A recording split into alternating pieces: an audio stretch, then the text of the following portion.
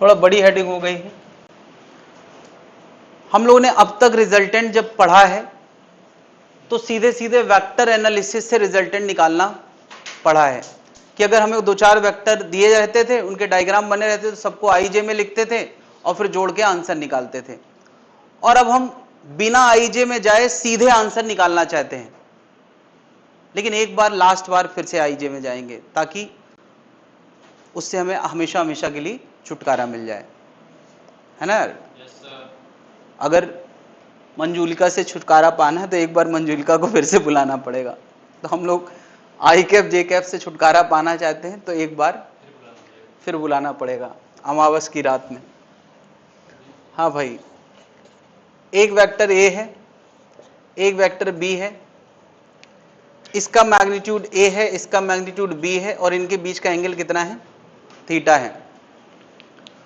और मुद्दा क्या है? मुद्दा है हम रिजल्टेंट का मैग्नीट्यूड लाना चाहते हैं। इस डायग्राम में कहीं रिजल्टेंट नजर नहीं आ रहा है, कोई बात नहीं, अभी हम सब कुछ लाएंगे। अच्छा, अभी तक तुमने जो पढ़ी है कहानी, उसके हिसाब से हम किसी को पहले वेक्टर बनाते हैं, फिर ऐड करते हैं, फिर उसका मॉड निकालते हैं। वो कहानी एक बार फिर से कर लेते हैं, फिर उसका मीनिंग समझेंगे। जैसे मैं कह दूं, मैं थोड़ी देर के लिए इस लाइन को एक्स एक्सिस मान लेता हूं इजी करने के लिए, और इसको मैं क्या मान लेता हूं? वाई एक्सिस, उसके 90 डिग्री पे। मैं किसी भी लाइन को एक्स एक्सिस मान सकता हूं, इसमें कोई, है ना, गड़बड़ नहीं है। मैंने इसको एक्स एक्सिस, तो बताओ पहले वेक्टर को तुम क्या लिखोगे? इस वेक्टर को जो कि ए लंबाई का है और एक्स एक्सिस में, तो क्या लिखोगे? ए आई कैप। और सीधे सीधे ए एक्स एक्सिस में है। इस वेक्टर को क्या लिखोगे? इस वेक्टर को लिखोगे कितना आई के साथ, कितना जे के साथ? बोलो, ये लंबाई कितना है? बी कॉस थीटा आई के साथ, प्लस वर्टिकल में कितना? बी साइन थीटा जे के साथ। क्या इतनी बात समझ में आ रही? रिजल्टेंट का मतलब हमेशा क्या होता है? वेक्टर को सीधे सीधे ऐड करना। तो बताओ आई के साथ कितना आ गया? ए प्लस बी कॉस थीटा। जोड़ोगे जब, यार रिजल्टेंट का मतलब क्या होता है? दो वेक्टर का वेक्टर सम करना। तो इसको इसका मैंने वेक्टर सम किया है। और यहां क्या आएगा? यार यहां केवल बी साइन थीटा आएगा। ये क्या आ गया? रिजल्टेंट। मगर हमें रिजल्टेंट लाना है वेक्टर फॉर्म में या मैग्नीट्यूड फॉर्म में? तो रिजल्टेंट का मैग्नीट्यूड या सम का मैग्नीट्यूड एक ही बात है। क्या आर का मैग्नीट्यूड या सम का मैग्नीट्यूड एक ही बात है? लाने के लिए हमें क्या करना चाहिए? आई के साथ वाले का और जे के साथ वाले का स्क्वायर करके ऐड कर देना चाहिए। जब तुम यार इसको स्क्वायर करके ऐड करके सॉल्व करोगे तो ये आंसर आएगा a square plus b square plus 2ab cos theta. ये बहुत फेमस आंसर है। क्या अब हम आई जे की एनालिसिस से छुटकारा पा गए हैं? क्योंकि एक बार हमने कर रखी है। कल को अब हमारे पास इसकी लेंथ पता हो, थीटा पता हो, तो सीधे आर की लेंथ मिल जाएगी। समझ गया यार? कोई दिक्कत है? मैं अब इसको थोड़ा और जस्टिफाई कराने की कोशिश कर रहा हूं। मुझे बताओ, ये ए है, ये बी है, आर कहां है? आर बीच में कहीं होता है, और वो हेड टू टेल डायग्राम बनाने से तय होता है। ये बात पढ़ी कि नहीं? क्या ये हेड टू टेल है या टेल टू टेल है? मैं इस वेक्टर को यहां से उठा के यहां रख देता हूं, अब कैसा बन गया? Head to tail. भाई ये ए था, ये बी था, बिना बिना एंगल बदले ऐसे उधर उठा के इधर रख दिया, ये क्या बन गया? Head to tail. तो बता यार, पहले के टेल से लास्ट के हेड, क्या यही आर होता है कि नहीं? तो आर वेक्टर में ये है और मैग्नीट्यूड में ये है। दोनों बातें अलग अलग है भाई। वेक्टर में ये है और मैग्नीट्यूड में ये है। इसमें डायरेक्शन की भी इंफॉर्मेशन शामिल है और मैग्नीट्यूड की भी है। कोई मुझे बता सकता है, अगर आर वेक्टर का ए वेक्टर के साथ एंगल लिखना हो अल्फा, tan अल्फा, बता एंगल ऑफ आर वेक्टर मतलब रिजल्टेंट विद ए, क्या लिखना चाहिए मुझे? इस आर वेक्टर का tan अल्फा लिखना है। किसी भी वेक्टर का tan अल्फा लिखना हो हॉरिजॉन्टल के साथ, तो तुम क्या करते हो? भूल गए या? देखो, दो चीजें होती किसी वेक्टर का, मैग्नीट्यूड और डायरेक्शन। तो tan अल्फा क्या हो गया? डायरेक्शन हो गया। और डायरेक्शन हमेशा हम क्या लिखते हैं? किसी वेक्टर का y कंपोनेंट ये आर वाई है और ये क्या है उसका R X, R Y by, तो कितना आएगा B sine theta upon A plus. ये बात ध्यान रखना कि ये एंगल मैंने किसके साथ निकाला है, ए के साथ निकाला है, याद रहेगा यार। क्या इतनी बात सबको समझ में आ रही है? नोट कर ले।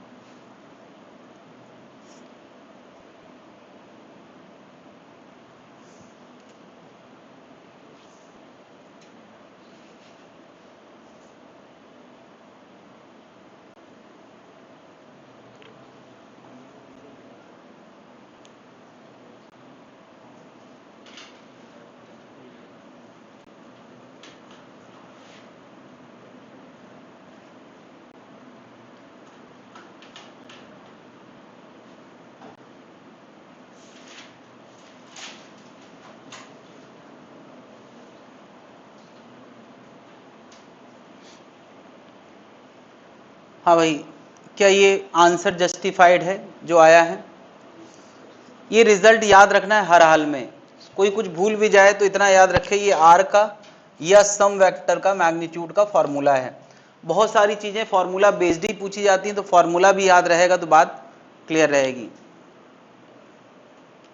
इसको यार एक और तरीके से मैं जस्टिफाई कराना चाहता हूं, अगर मैंने पूरा डेरिवेशन समझाया है तो एक बार देखें जरा। मुझे बताओ, इसकी लंबाई चाहिए आर की लंबाई, मैं यहां से एक परपेंडिकुलर एक्स एक्सिस पे डालता हूं, ये 90 डिग्री पे, नहीं क्या यहां पर अब राइट एंगल ट्राइंगल नजर आ रहा है? और राइट एंगल ट्राइंगल में बेस का स्क्वायर और परपेंडिकुलर का स्क्वायर हाइपोटेनस देता है कि नहीं? तो देखो यार, बेस पूरा कितना है, ये देखो इतना ए है ना, और ये लंबाई बी कॉस थीटा होगी कि नहीं? तो बताओ यहां से यहां तक टोटल लंबाई पता है कितनी हो गई? ए प्लस वही आई के साथ आया है, जस्टिफाइड है कि नहीं? और ये लंबाई कितनी होगी बी के सामने? ये भाई एंगल के सामने कंपोनेंट बी साइन थीटा होता है, तो यार बेस का स्क्वायर परपेंडिकुलर का स्क्वायर, क्या वो आर दे देगा? वही काम हमने यहां किया है। नहीं, वेक्टर में हमने क्या किया है वो समझ में आना चाहिए। अब बताओ जरा, टेन अल्फा की डेफिनेशन तुमने हमेशा क्या पढ़ी है? परपेंडिकुलर बेस, तो परपेंडिकुलर क्या है? B sine theta upon A plus B cos theta. ये पूरा ऐसे भी समझ सकते हैं। क्या सबको दिख रहा है या कुछ दिक्कत है? तो यार रिजल्टेंट, अब यार रिजल्टेंट में कुछ बातें एक्सट्रीम कंडीशंस पे कर लेते हैं, बहुत फेमस हैं।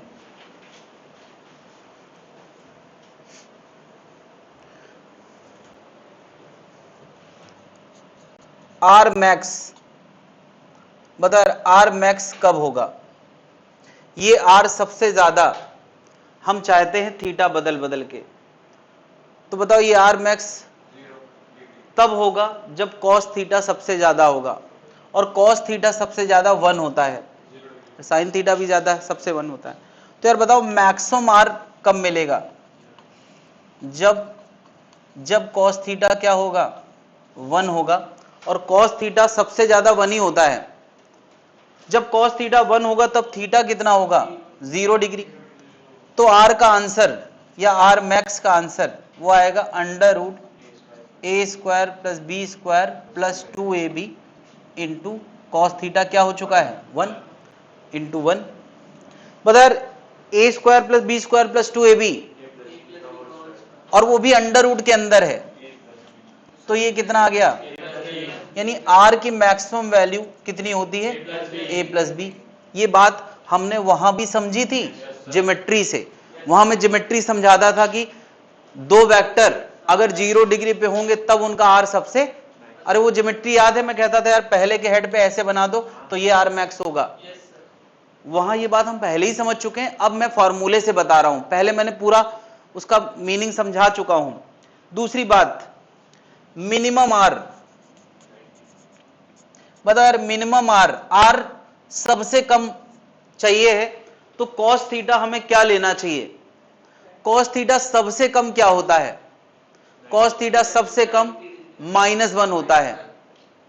यार जीरो से भी चीजें नीचे हो सकती हैं, यानी उसके लिए कॉस थीटा क्या होना चाहिए? -1। तो -1 थीटा कितना होना चाहिए? 180। तो बताओ यार आर मिन का आंसर क्या आएगा? वो आएगा √a² + b² -2ab। यानी ये क्या बन गया? √a - b का होल स्क्वायर, यानी ये आ गया mod a - b। क्या ये भी याद आ रहा है कि जब एक वेक्टर आगे हो और दूसरा पीछे हो तो रिजल्टेंट क्या आता था? a - b। ये भी मैं समझा चुका हूं, अभी हमने मैथ से इसी बात को कनेक्ट किया है। क्या इतनी बात सबको समझ में आ गई है? यार मेन फॉर्मूला तो हमें हर हाल में रटा होना ही चाहिए, ये वाला। क्या इतनी बात क्लियर है? अक्सर a और b बराबर होता है तो हम उनको a ही कह दें। अक्सर a और b बराबर होगा और 3 मामले सबसे ज्यादा पूछे जाएंगे, 0, 180 और 90। तो बता यार a और b को a कह दो और 0 का मामला ले लो, तो बताओ r कितना आएगा?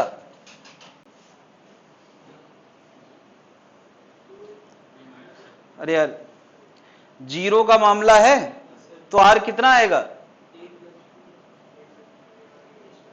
कितना आएगा?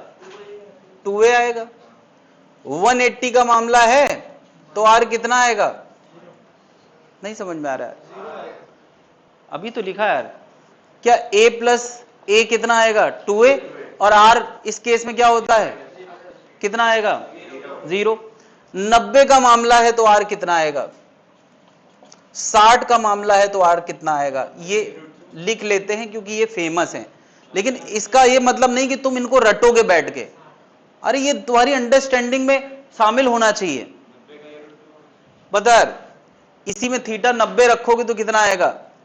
√a² + a² + 0। अरे cos 90 क्या होता है? 0, तो ये 0 हो गया, मतलब कितना आ गया? √2a। 60 डिग्री में r कितना आएगा? यार cos 60 पता है कितना होता है? हाफ। तो ये आएगा a² + a² + a², कितना आ गया? √3a। यार अब अगर ये रटे रहते हैं तो हम चीजें क्विकली कर सकते हैं, और नहीं रटे हैं तो इसको भाव देना पड़ेगा। सबसे अहम क्या है? क्या इसी से ये भी एक्सप्लेन हुआ है, इसी से ये भी एक्सप्लेन हुआ है, इसी से ये सब भी एक्सप्लेन हो रहे हैं, तो ज्यादा भाव किसको देना है? बात समझ में आ गई है? डेरिवेशन भूल जाएंगे तो चलेगा, लेकिन फॉर्मूला भूल जाएंगे तो फिर सब भूलना पड़ेगा, फिर तो यार खत्म सब कुछ। मैं रुका हूं, डेरिवेशन मिटाना सोच रहा था।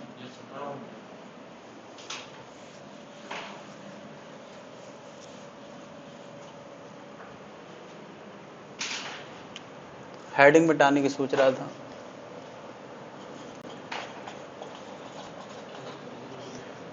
अगली हेडिंग है magnitude of difference of two vectors.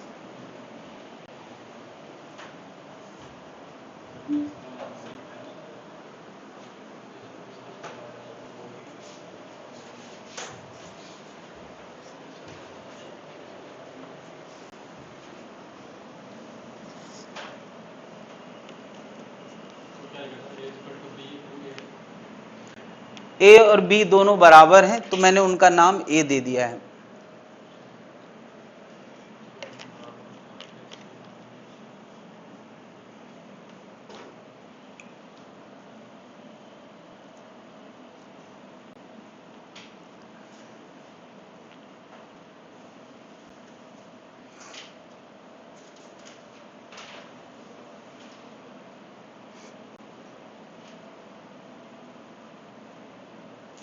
Note कर लिया है?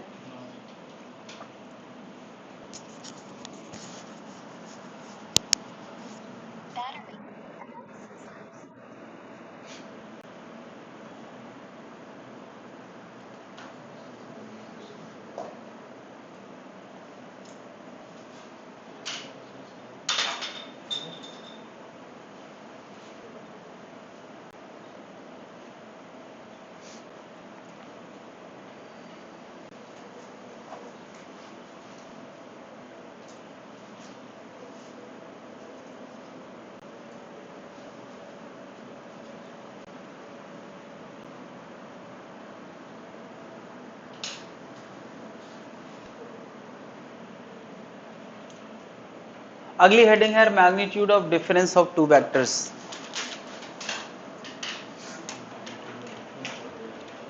देखो यार, एक वेक्टर ए है, एक वेक्टर बी है।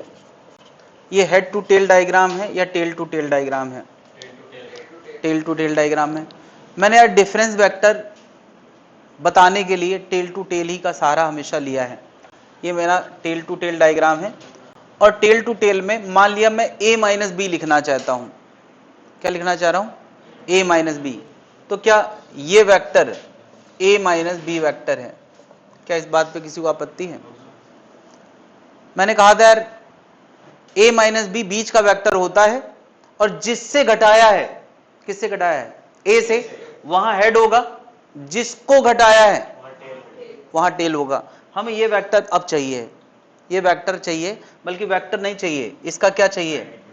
मैग्नीट्यूड चाहिए। सीधे सीधे बिना वेक्टर एनालिसिस में जाए तो यार अगर मंजूलका से छुटकारा पाना है तो एक आखिरी बार उसको बुलाना पड़ेगा। तो एक आखिरी बार हम लोग वेक्टर एनालिसिस करते हैं। ए वेक्टर ये है, बी वेक्टर ये है। अरे बिल्कुल वही तो है यार, सब कुछ तो वही है। अगर बी को वेक्टर बनाना हो, इसको मैंने एक्स एक्सिस बोल दिया है, ये वाई एक्सिस हो गया, तो बी कॉस थीटा आई के साथ वही तो कर रहा हूं। माइनस करना है तो यहां क्या कर दूं? माइनस। पता है इससे इसको घटाओगे तो यहां माइनस आएगा और यहां भी माइनस आएगा।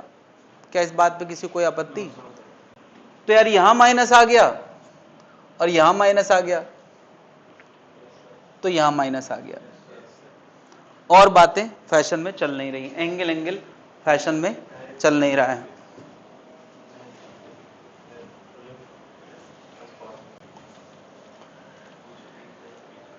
क्या इतनी बात जनता समझ गई है?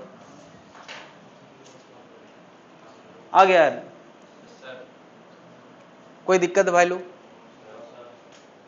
अच्छा यार, इसमें मैक्सिमम इसको आर नहीं बोल सकते हैं, इसको हम आर बोल ही नहीं सकते हैं। इसको हम सिंपली क्या बोलेंगे? डिफरेंस वेक्टर का मॉड।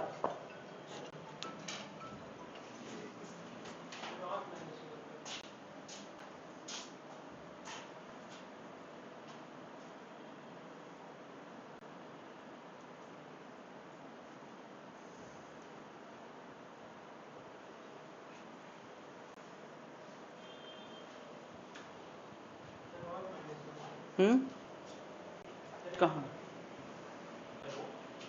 हाँ यहाँ भी नहीं।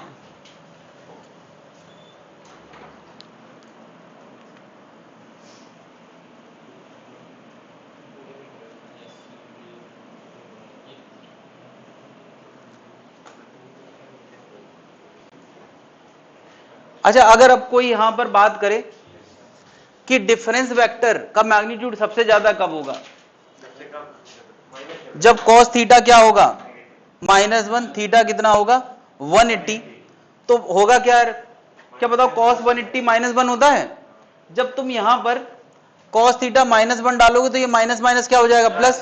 तब a माइनस बी का डिफरेंस सबसे ज्यादा आएगा। नहीं, और a माइनस बी का डिफरेंस सबसे ज्यादा कितना होता है? a plus B. a minus B के डिफरेंस का मैग्नीट्यूड सबसे ज्यादा कितना होता है? a plus B. और मैक्सिमम जब कॉस थीटा 1 होगा, यानी थीटा कितना होगा? 0, तब a माइनस बी का मैग्नीट्यूड कितना आएगा? तब आएगा मिनिमम। और कितना आएगा? a minus B. यानी a vector minus B vector का मैग्नीट्यूड सबसे कम, यार रिजल्टेंट भी सबसे कम a माइनस बी ही होता है, बट वो अलग कंडीशन पे होता है और ये अलग कंडीशन पे होता है। बात क्लियर है? यानी कुछ ऐसी बात है कि एक वेक्टर सीधे था और सीधे ही जा रहा है, जैसे था वैसे ही जा रहा है, तो चेंज क्या होगा? a माइनस बी का मतलब चेंज होता है कि नहीं? डिफरेंस क्या होगा? 0 होगा। सीधे जा रहा था, 180 डिग्री रोटेट कर गया, तो डिफरेंस सबसे ज्यादा होगा। हाँ, कोई इंसान सज्जन आदमी था और 5 साल बाद भी सज्जन रहा, तो डिफरेंस कितना होगा? 0। डिफरेंस क्या होगा? 0। मतलब यार अगर दोनों के बीच में 0 एंगल है, मतलब जैसा था वैसा ही अब भी है, तो डिफरेंस क्या होगा, 0 होगा। मैं 0 डिग्री की बात कर रहा हूं यार, सज्जन माइनस सज्जन बराबर क्या, 0 नहीं। और अगर 180 डिग्री टर्न हो जाए, पहले वो सज्जन था अभी दुर्जन हो गया है, तो डिफरेंस क्या आ गया, वो होगा, हाँ बस यही है यार, अभी माइनस होगा। हाँ क्या कह रहा था वो, पैनल तो नहीं सर ले आए वहां ग्रेविटी का, क्या पैनल बोला, वो पैन नहीं यार, वही बोल रहा हो सकता है, फिर देख लेता हूँ।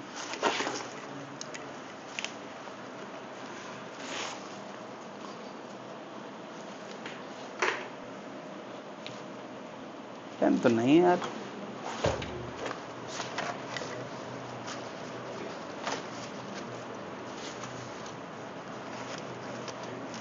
तो अगली क्लास में पता चल गया होगा, मेरी तो पहली क्लास थी ना, मुझे लगता है दूसरी क्लास जिन्होंने ली होगी उनको पता होगा।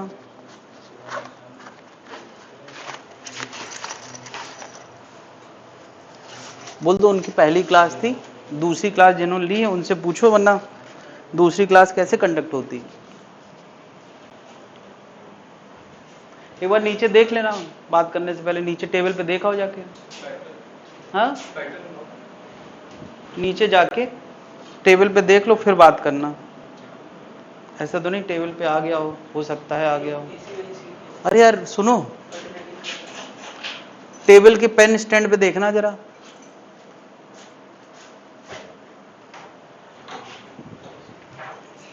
और हो तो दे आना उनको।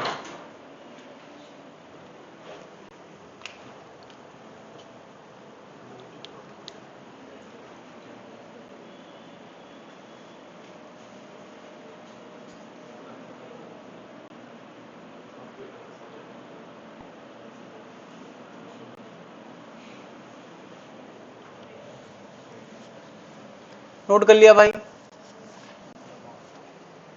Yes sir.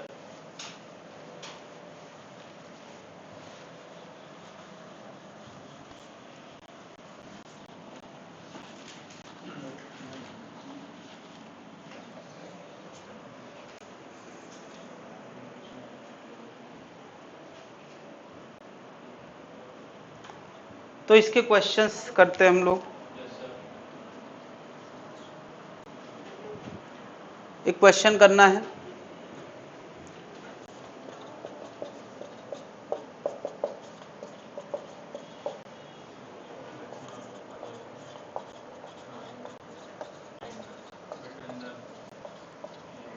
सोचो यार, अपने आप फैसला ले, कोई मदद करने की जरूरत नहीं किसी और की।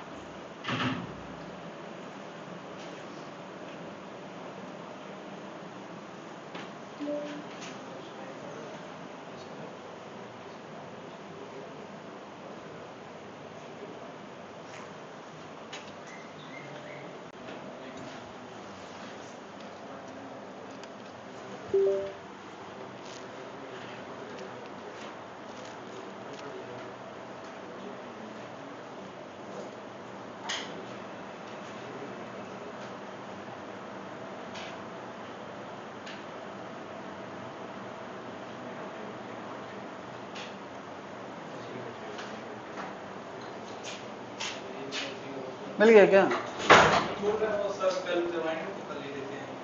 अच्छा ये मतलब कंफर्म करने के लिए, ठीक बता दिया उनको, ठीक।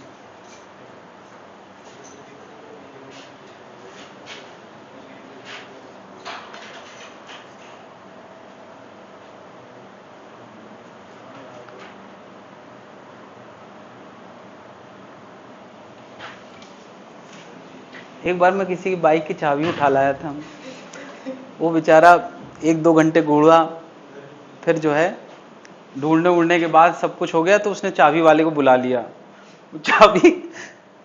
चाबी वो बनवाने ही वाला था, मतलब स्टार्ट करने वाला था, तभी उसने फोन मिलाया मैनेजर ने कि सर एक बाइक की चाबी मिसिंग है, आपके पास तो नहीं? मैंने देखा तो मेरे पास थी।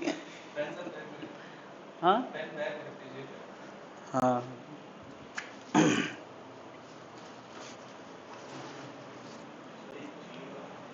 हाँ भाई, नहीं आया, कुछ आइडिया नहीं लग रहा क्या करें यार। ये बताओ, मैंने थीटा पूछा है तो पहले थीटा शामिल करो इसमें, थीटा लाओ। बता यार, ए प्लस बी का मॉड फॉर्मूला क्या था? 2ab cos theta. इसका क्या था?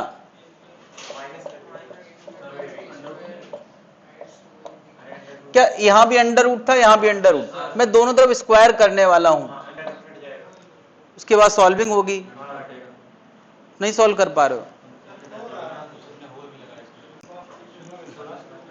मुश्किल लग रहा है ना सॉल्विंग?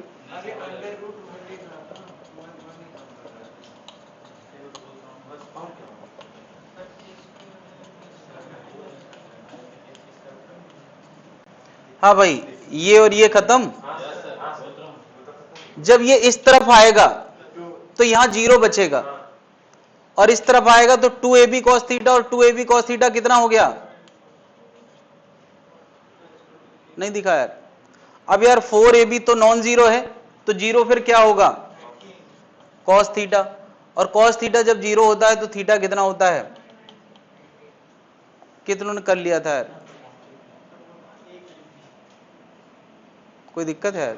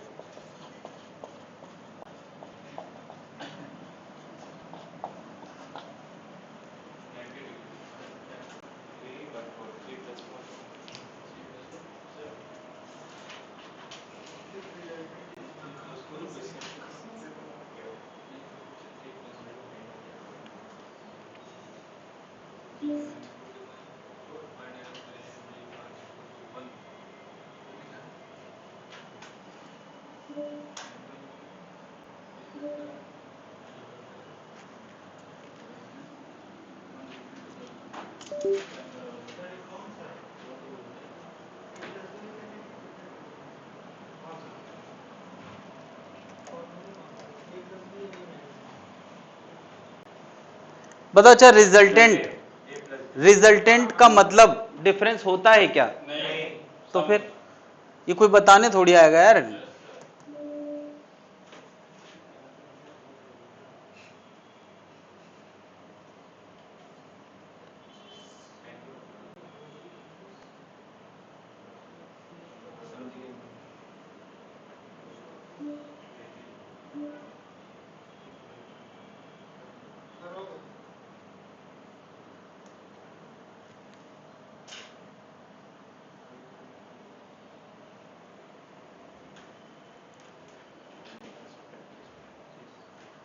कौन सा फॉर्मूला लगाने वाले हैं?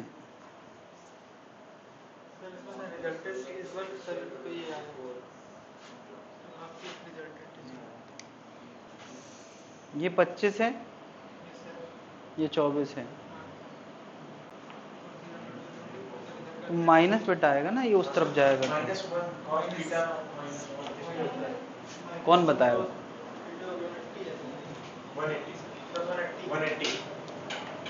क्या आया? नहीं सॉल्व हो रहा।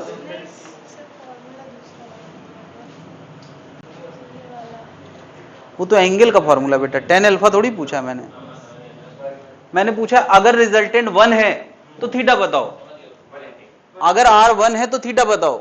तो बता, r का सीधे सीधे फॉर्मूला हमने क्या पढ़ा है? ये पढ़ा है। तो बताओ जरा, r 1 है, a 3 है, b 4 है, 2 इंटू 3 इंटू 4 कॉस थीटा। इसको सॉल्व करना है। कितनों ने कर लिया यार? क्या आया? अभी तक नहीं आया।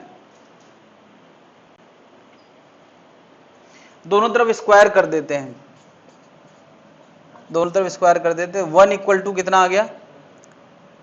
9 और 16 25 प्लस 24 कॉस थीटा। ये इस तरफ आ गया तो कॉस थीटा इक्वल टू कितना आ गया? -1। तो थीटा कॉस थीटा -1 किस एंगल के लिए होता है?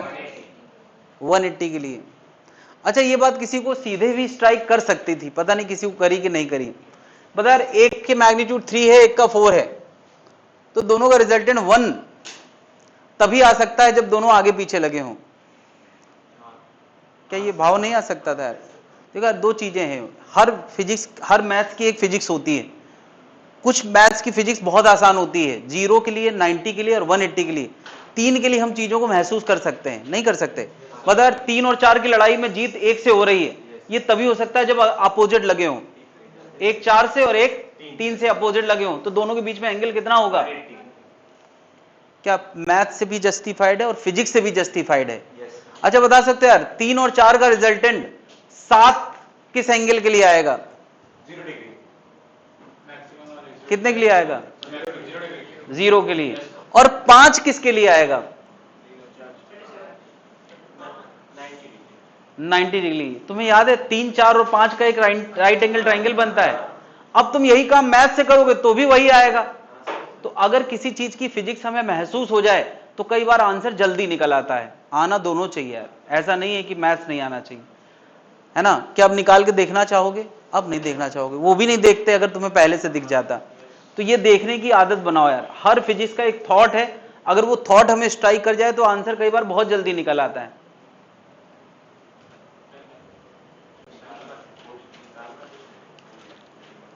क्या आप 7 के लिए निकालना चाहोगे? 5 के लिए निकालना चाहोगे? निकालोगे तो यही करोगे, आखिरी में सॉल्व होके यहां कॉस थीटा 1 आ जाएगा तो थीटा कितना? 0। यहां सॉल्व करोगे तो कॉस थीटा 0 आ जाएगा तो थीटा कितना? 90। सॉल्व करना चाहो तो करके देख लो। क्या बात समझ में आ गई?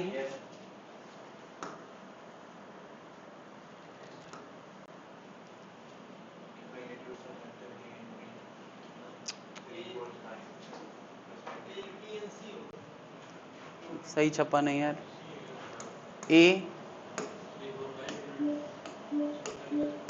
ए कॉमा बी कॉमा है एंड सी आर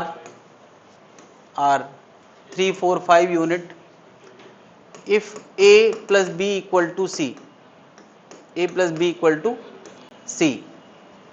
तो हमें बताना है ए और बी के बीच का एंगल कितना होगा। जबकि ए का मैग्नीट्यूड 3 दिया है, बी का 4 दिया है और सी का 5 दिया है, तो ए और बी के बीच का एंगल बताना है। करके दिखाएं।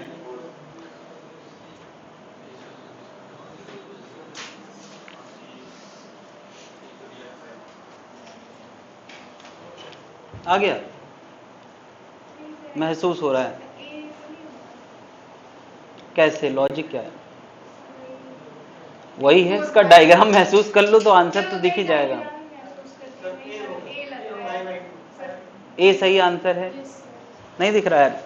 बचा 3, 4, 5 है, तो 3 ऐसे हो, 4 ऐसे हो, तो 5 तभी होता है जब ये एंगल क्या हो?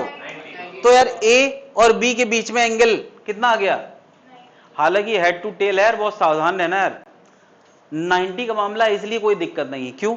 तुम अगर टेल टू टेल भी बनाओगे तो यार 90 का मामला है तो इसी डायग्राम को इसको खिसका के बना दो तब भी तो 90 ही आएगा। नहीं, तुम कहोगे नहीं सर फॉर्मूला करना है, हमने बचपन से आज तक मेहनत करी है, केवल मेहनत से करना है। मेहनत से करना है क्या? तो तुम क्या लिखोगे? r बराबर अंडर रूट पहले का स्क्वायर दूसरे का square 2 into 3 into 4 cos theta, और r की जगह कितना? 5। इसको सॉल्व करोगे, सॉल्व करके कॉस थीटा कितना लाओगे? 0। फिर लिखोगे थीटा बराबर 90। मेहनत करना है? करना है? यस। जब साफ साफ लिखा है ए और बी का रिजल्टेंट सी है, मतलब ए और बी को हेड टू टेल जोड़ना है तो सी उनका रिजल्टेंट है वेक्टोरियली। और ये 5 तभी हो सकता है जब ये राइट एंगल वाला मामला हो। तो कई बार यार अगर फिजिक्स थॉट करो, फील करो, तो फिर आंसर तुरंत निकल आता है। क्या ये बात समझ में आ गई है?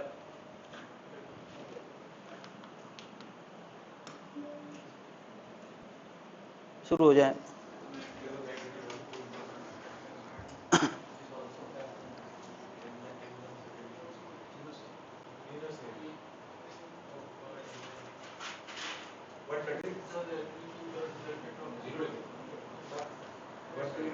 क्या 60 डिग्री भी फील होता है? 90 डिग्री भी फील होता है? 120 भी? देखो यार, अगर कोई कंफ्यूजन है, अगर कोई कंफ्यूजन तो मैथ्स लगा लो। और अगर फील हो रहा है तो आंसर बोल दो। अगर कोई कंफ्यूजन है तो मैथ्स लगा लो यार।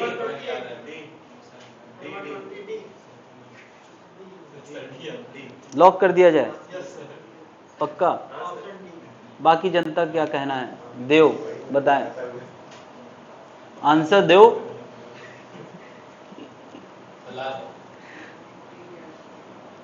आंसर वली, आंसर क्या आएगा?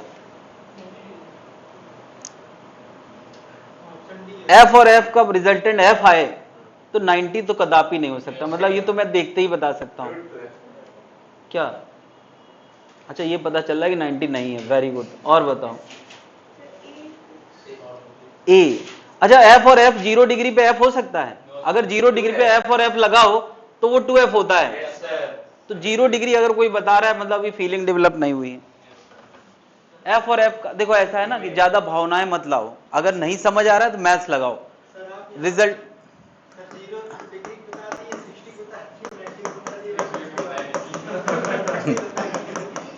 आंसर आंसर 120 है। क्वेश्चन में कहा गया रिजल्टेंट भी एफ है और फोर्सेस भी एफ है। तो बस इसको सॉल्व करना है। कैसे सॉल्व करोगे? दोनों तरफ स्क्वायर करोगे। यहां एफ स्क्वायर आएगा, यहां 2f स्क्वायर आएगा। 2f स्क्वायर कॉस थीटा, ये 2f स्क्वायर इधर चला जाएगा। यहां माइनस एफ स्क्वायर। क्या एफ स्क्वायर से एफ स्क्वायर गया? ये 0 नहीं हुआ, -1 बचा। तो -1/2 बराबर क्या? Cos theta. तो थीटा बराबर क्या? 120। ये तो हो गई यार मैथ्स। कितनों ने मैथ्स की लगाई थी? एंड तक नहीं पहुंचा? पहुंचने वाला था। अब इसकी फिजिक्स जरा महसूस करें। क्या अगर एफ का रिजल्टेंट भी एफ है तो डायग्राम ऐसा बनेगा? क्या इक्विलेटरल ट्राइंगल नहीं बनेगा? भाई एफ ये भी है, एफ ये भी है और ये भी एफ है, तीनों की साइड बराबर है।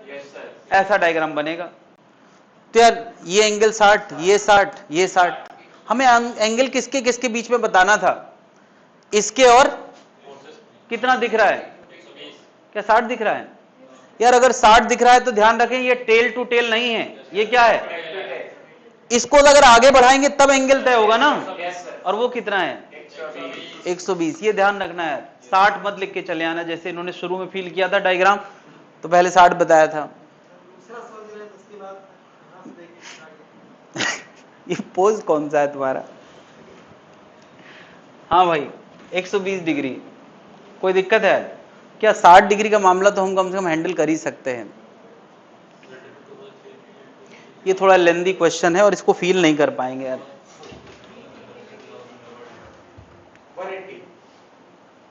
क्या बात कर रहा है यार? ऐसा है कि जब बहुत कॉम्प्लेक्स लैंग्वेज हो जाती है ना तो फीलिंग किसी काम नहीं आती है। गलत है। हाँ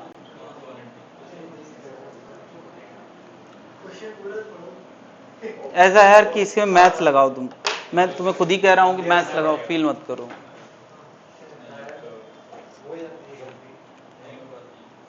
बहुत लंबी मैथ्स लगना है यार इसमें।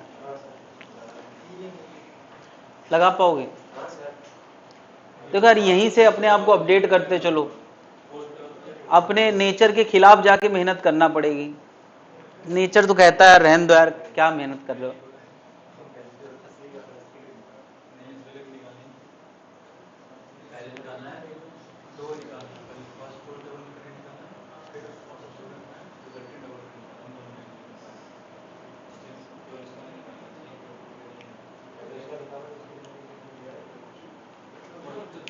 ऑल्टरनेटिंग करंट की एक क्लास चल रही है, उसकी एक क्लास मैंने आधे घंटे की करा दी है। वो है 1 घंटे, लेकिन इफेक्टिवली वो आधे घंटे ज्यादा है नहीं। मैंने लिंक भेज दिया है, कोशिश करें उससे पढ़ लें। अगली क्लास में 5 मिनट में उसको क्विकली रिवाइज कराऊंगा, और फिर अगली क्लास 2 बजे से है। कल कितने बजे से? 2:30 बजे केवल पहले दिन था, क्योंकि उनके डाउट डिस्कस होना थे। क्लास का रेगुलर टाइम कितने बजे है? 2 बजे। तो कल 2 बजे सभी लोग यहां आ जाएं, 3:30 बजे छूट जाएगी क्लास। कल नहीं है यार, सॉरी, कल नहीं है, थर्सडे को है, थर्सडे को है, कल नहीं है। कल एक्चुअली मैंने टेस्ट रखा है, तो टेस्ट, अच्छा वेक्टर अभी खत्म हुआ, काइनेमेटिक्स का टेस्ट है। तुम लोगों का भी टेस्ट होना है। इनका अभी तक यूनिट डायमेंशन हुआ है ना? अब तक यूनिट डायमेंशन हो गया ना एक टेस्ट? यूनिट डायमेंशन का टेस्ट तुम लोगों का नहीं हुआ? एक भी टेस्ट नहीं हुआ। चलो यार, अब तो वेक्टर भी खत्म होने। यूनिट डायमेंशन एरर का टेस्ट होगा तुम लोगों का कब? वेडनेसडे को, क्लास के बाद। ऐसा है ना यार, क्लास के बाद होगा। हाँ, कब कर दें बताओ? जा रहे हो क्या? जा रहे हो कहीं? ये तो बुरी बात है यार, 2 टेस्ट की तैयारी करना। अच्छा बताओ, यूनिट डायमेंशन एरर जितना अभी तक हुआ है फिजिक्स, वेक्टर नहीं आएगा। वेक्टर भी अगले हफ्ते होगा, उतने का टेस्ट होगा। यूनिट डायमेंशन हो चुका है। हाँ, वेक्टर का जब हो तब तुम देना, उससे पहले मत दो। मैं क्या कह रहा हूं, कब? तुम्हें क्या उसके लिए प्रिपेयर करना पड़ेगा? अच्छा, बुला दियो सब, एक बार सब तैयार करके फिर बुला दियो।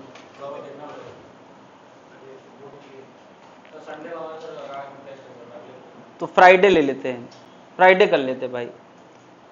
यार इतने दिन बहुत है, फ्राइडे कर लेते हैं। फ्राइडे, मैं तो सोचा था यार वेडनेसडे हो जाता बढ़िया रहता। वेडनेसडे टेस्ट होगा, बताओ कोई दिक्कत? यानी परसों, परसों कोई दिक्कत नहीं ना? पढ़ के आना भाई, पढ़ के, कोई दिक्कत? एक आध छुट्टी होंगी तो तुम पहले भी तो पढ़े हो यार, पहले भी तो पढ़े हो यार, तुम इसीलिए तो छोड़े थे कि हमारा पढ़ा है, और अब तुम कह रहे हो छूट गई है। मैं अभी पूरी प्लेलिस्ट भेजता हूं, पूरी प्लेलिस्ट भेज दूंगा। वेडनेसडे को इसका टेस्ट फाइनल हुआ है, क्लास के बाद टेस्ट होगा। कितने बजे?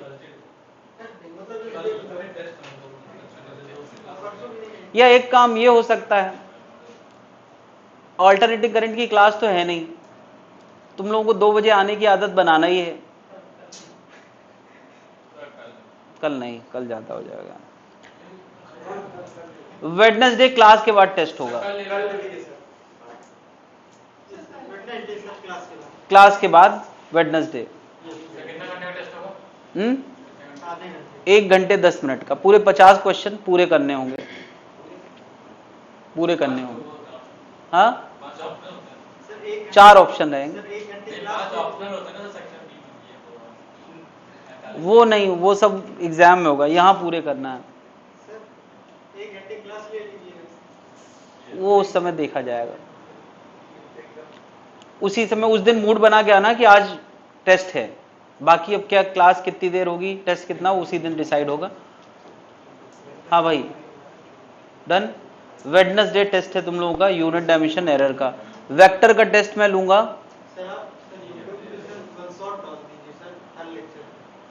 आज बनाया ना मैंने, अभी डालता हूं। अब वो ऐसा है ना यार कि खड़े होके एक्टिंग करते हुए रिकॉर्डिंग करना मुझे ठीक नहीं लगता, ना मैं इतना अच्छा एक्टर हूं।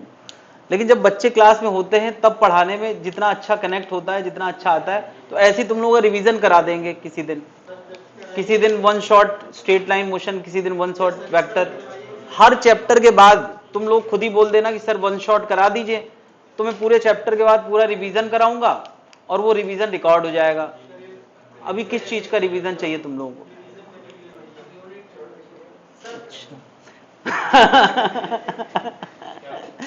इन्होंने पुराना बता दिया यूनिट डायमेंशन एरर का। हाँ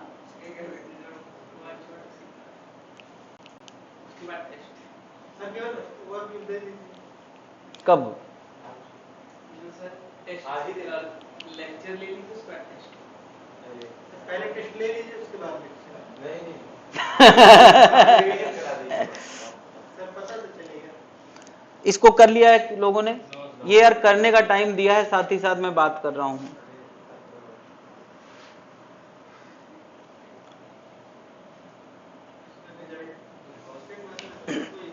देखो यार ऐसा है कि इतनी कॉम्प्लेक्स लैंग्वेज है कि इसकी फीलिंग लाना तो मुश्किल काम है। 3p और 2p का रिजल्टेंट r है, इसका मतलब है r बराबर 3p square 2p square plus 2 into 3p 2p cos theta. इतनी बात सबको समझने, दोनों तरफ स्क्वायर कर दोगे तो यहां भी स्क्वायर आ जाएगा, अंडर रूट खत्म हो जाएगा। एक तो ये दिया है। फिर उन्होंने कहा फर्स्ट फोर्स इज डबल्ड, तो पहला फोर्स 3p था, अब कितना हो गया 6p, और दूसरा वही रहा। भाई दूसरे के बारे में कुछ बोला नहीं है तो वही रहा। रिजल्टेंट इज ऑल्सो डबल्ड, यानी रिजल्टेंट कितना हो गया है? इस लैंग्वेज का क्या मतलब निकालोगे? रिजल्टेंट क्या हो गया 2r, तो यार रिजल्टेंट को हम लिख देते हैं 2r, यही तो कहा है इन्होंने। और पहला फोर्स कितना हो गया है 6p, दूसरा फोर्स कितना रहा 2p, 2 into 6p 2p cos theta. यार इन्होंने दो कंडीशन दी है, दोनों कंडीशन को मैंने फॉर्मूले में उतार दिया है और सबको सॉल्व करके हमें लाना क्या है थीटा। क्या करें कि थीटा आ जाए? तो यार मैं एक काम करने वाला हूं, हाँ इस पूरे में 4 से मल्टीप्लाई करने वाला हूं। तुम कहोगे क्यों? क्योंकि यार ये भी 4r स्क्वायर, ये भी 4r स्क्वायर, तो ये पूरा खत्म हो जाएगा। खत्म कर, हाँ इक्वेट करना भी वही सेम बात है। अब बता 4r स्क्वायर में 4r स्क्वायर गया, 0 आ गया। यहां बता 9p स्क्वायर में से 6p स्क्वायर जाएगा, नहीं 9 में से 36 जाएगा, तो यह आएगा -27p स्क्वायर। यहां 4 में से 4 जाएगा, ये तो 0 ही हो गया यार, तो बढ़िया रहा यार। यहां देखो यार 12p स्क्वायर में 12 नहीं भाई, अच्छा 4 से मल्टीप्लाई भी तो कर दिया यार, ये सेम नहीं है। ये हो गया 16p square minus 4p square, यहां आएगा 12p स्क्वायर, सेम नहीं है, 4 से मल्टीप्लाइड भी तो है। 48p स्क्वायर इधर है और यहां कितना है 48 में से 24 जाएगा, तो 24p स्क्वायर कॉस थीटा इधर आ जाएगा। इतना देख लो यार, काफी सारा है, इतना आ गया भाई। कॉस थीटा बताना था, बहुत गंदा आ रहा है। 36 में से 36 में से 36 में से 36 क्या यार, ये तो 0 हो गया था, ये बताओ। अच्छा 9 इंटू 4 कितना हुआ 36, ये 0 हो गया भाई। भाई देखो 9 इंटू 4 ना, और यहां 6 इंटू 6, ये तो 0 हो गया। अब इसको उधर भेज दो, -12p square is equal to कितना 24p स्क्वायर कॉस थीटा। क्या p स्क्वायर उड़ा दें तो कॉस थीटा कितना आ गया यार -1/2, और कॉस थीटा 1 - 1/2 कब होता है 120 के लिए। यार इससे सिंप्लीफाइड तरीका इसको करने का नहीं हो सकता यार। क्लियर है भाई? चलो यार ये करके दिखाएं।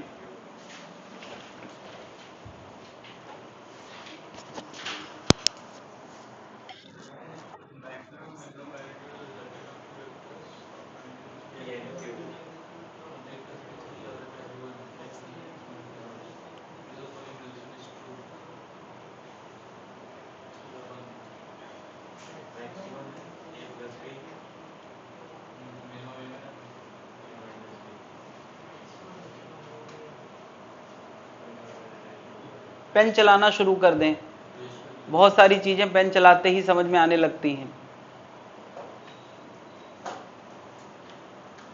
क्वेश्चन में कहा गया है P और Q दो फोर्सेस हैं और उनका मैक्सिमम और मिनिमम का रेशियो 3:1 है। सोच रहा है क्या करना है, पीछे पलट के देखें मैक्सिमम मिनिमम ये सब क्या होता है।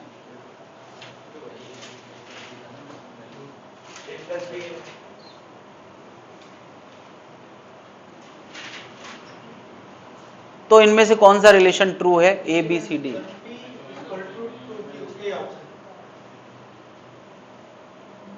क्या आइडिया लग रहा है? लैंग्वेज पढ़ के हमें तुरंत समझना है कि क्या बातें लिखी हैं। बताओ अच्छा, ए और बी अगर दो वेक्टर हैं तो उनका मैक्सिमम कितना होता है? ए प्लस बी। तो पी और क्यू का मैक्सिमम कितना होगा? P plus Q. और मिनिमम? और उनका रेशियो मतलब उनको डिवाइड करने पे 3/1 आ रहा है। यही तो कहा है क्वेश्चन में, जो कहा है मैंने उसको लैंग्वेज में उतार दिया। और अब हमें पी क्यू रिलेट करना है, इसको सॉल्व करते चले जाओ, आंसर खुद में खुद आ जाएगा। आ गया यार, आ गया आंसर।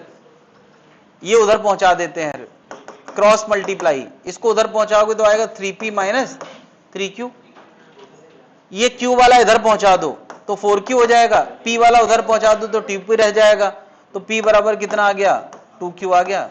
देख लो यार, था आसान यार। अब लैंग्वेज पढ़ के क्या उसका मीनिंग है ये तो समझना पड़ेगा, इसीलिए हम लोगों ने सब पहले से पढ़ रखा है। ये बात क्लियर है यार?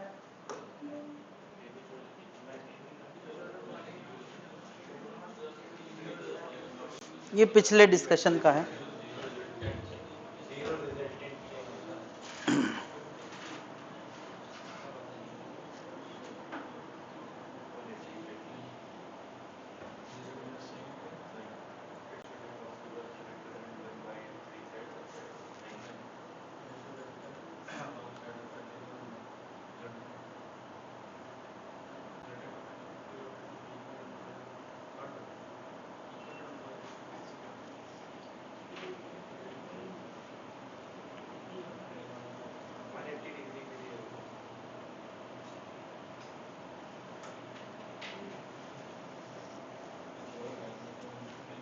रिजल्टेंट जीरो, रिजल्टेंट जीरो का तीन फोर्सेस जीरो रिजल्टेंट का डायग्राम याद है कैसे बनता था? हाँ, ऐसे ऐसे और इतनी मदद बहुत है। ए वाले हाथ उठाएं, बी वाले हाथ उठाएं,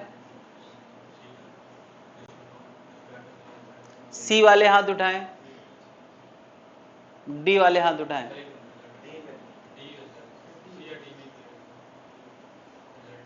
क्या अब ठीक है, देख लिया, डी वाले दो हो गए। हाँ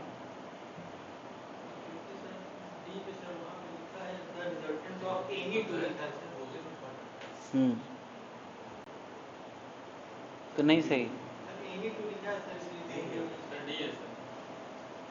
हाँ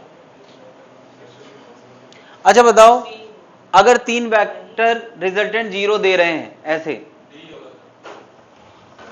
तो क्या ये तीनों एक प्लेन में हो जरूरी है या नहीं है? ये तीनों एक प्लेन में हो या ना हो तो भी चलेगा। सोच के देखो यार, कोई एक भी वेक्टर प्लेन छोड़ दे तो रिजल्टेंट जीरो, यानी रिजल्टेंट जीरो होने के लिए एक ही प्लेन में होना। अरे ट्राइंगल बनना जरूरी है, और ट्राइंगल कभी भी एक ही प्लेन में तो होता है। तुम पूरा ट्राइंगल शिफ्ट कर दो तो भी तो प्लेन सेम रहेगा। बताओ अच्छा, तीन वेक्टर का रिजल्टेंट जीरो होने के लिए ट्राइंगल बनना जरूरी है, और ट्राइंगल एक ही प्लेन में तो होता है। इसका मतलब ये जरूरी है। हमें वो बताना कौन जरूरी नहीं है। अच्छा, इनको हमें ट्राइंगल में तीन साइड एक ऑर्डर में लेके रिप्रेजेंट करना चाहिए, जरूरी है कि नहीं है? देखा, it should possible to represent them three side of a triangle taken in order, ये भी जरूरी है। ये क्या लिखा है? They should act along the side of a parallelogram, जरूरी है। मैं एक पैरेललोग्राम बना लेता हूं। देखो यार, एक वेक्टर ए है, एक वेक्टर बी है, ठीक है। तीसरा वेक्टर इस साइड और इस साइड में होना जरूरी है क्या? पैरेललोग्राम यही तो होता है। ये पूरा हो गया, ये पूरा। क्या तीसरा वेक्टर इसमें या इसमें इस साइड में आ जाए तो रिजल्टेंट 0 हो जाएगा? चलो मान लिया मैं कहता हूं सी इधर है, हो गया 0 रिजल्टेंट। या कोई कहते सी इधर नहीं, सी जो है इधर है, हो गया 0? नहीं हो गया। अरे कहां टेल हेड मिला? तो इसका मतलब ये जरूरी नहीं है, तो यही हमें टिक करना है। समझ गए? अच्छा, ये अब लोग टिक क्यों नहीं करते, मैं बता दूं यार। पूरे वेक्टर में अब तक मैंने पैरेललोग्राम जैसा कोई नाम लिया ही नहीं है ना? लेकिन तुम्हें कुछ कनेक्टेड सा लगता है, हमने पैरेललोग्राम जैसी कोई चीज वेक्टर में पढ़ी है। पैरेललोग्राम लॉ मैंने तो नहीं पढ़ाया। मैंने क्यों नहीं पढ़ाया? मैं जबरदस्ती उसको भाव नहीं देना चाह रहा था। मुझे बताओ, दो वेक्टर का रिजल्टेंट ये होता है, दो वेक्टर का रिजल्टेंट ये होता है। तो वो क्या होता है? अगर तुम इस वेक्टर को उठा के यहां रख दो तो ये रिजल्टेंट होता है। तो ये ट्राइंगल बना है या पैरेललोग्राम? तो इसको ट्राइंगल लॉ कहोगे या पैरेललोग्राम? Triangle law. लेकिन अब कोई पता नहीं किसके मन की ये उपज होगी कि देखो यार, ये उठा के तुमने यहां रखा है तो यहां भी तो थोड़ा थोड़ा निशान छूटा होगा, बचा होगा, और अब 3 साइड तुम बनाई दी हो तो इसका ढक्कन बंद कर दो, तो देखो ये क्या बन गया? पैरेललोग्राम। अरे क्या जरूरी थे यार? क्या ये लॉ है तो ढक्कन बंद करने की क्या जरूरत थी? अब उसी को लिख दिया ये पैरेललोग्राम लॉ है। तो एक्चुअली तो ट्राइंगल लॉ है, बल्कि लॉ तो इससे भी ज्यादा जनरल चीज ये थी कि तीन में क्यों हम एक नाम दे जबरदस्ती। अभी यही 4 वेक्टर हो जाते तो क्या वो पता नहीं क्या बन जाता, कुछ और ही बन जाता। तो ऐसे तो जाने कितने लॉ बन जाएंगे फिर।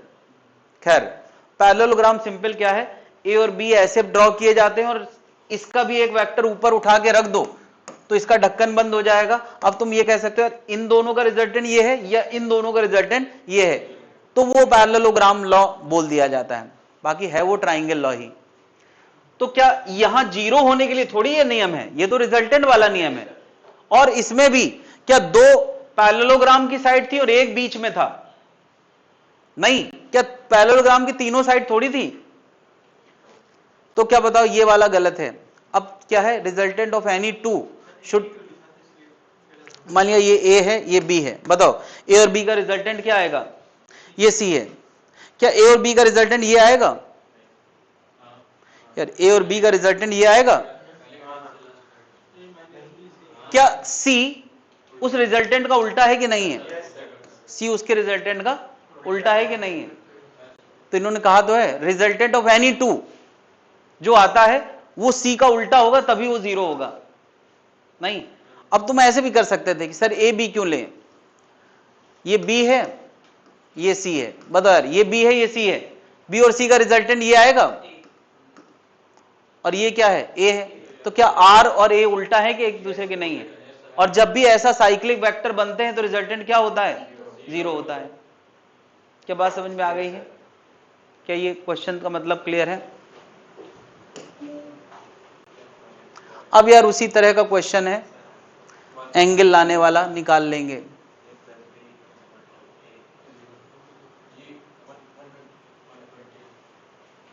ये क्या दिया है, वेक्टर ए प्लस बी,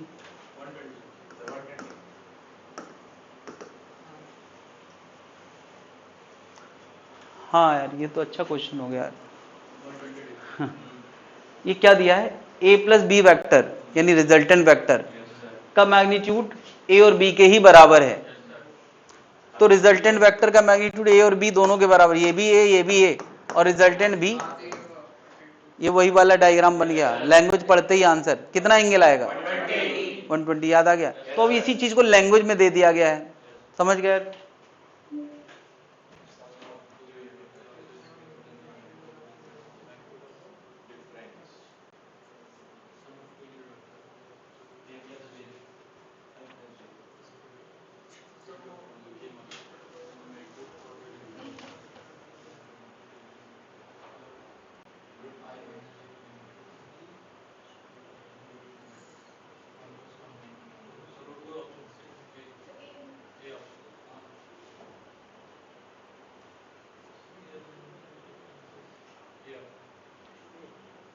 सोच लो यार, बाकी लोग एक दूसरे कहे पे मत जाओ यार, अपना अपना समझदारी लगाओ।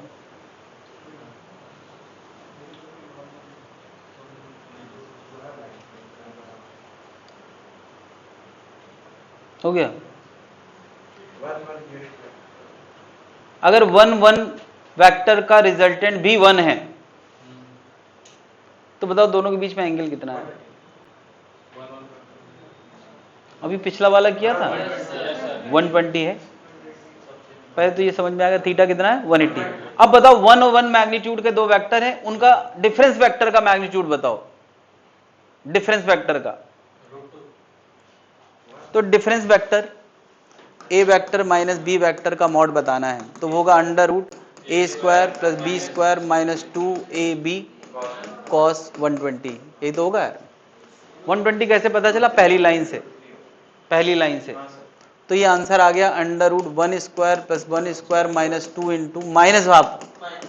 तो ये पता है कितना आ गया? Under root 3।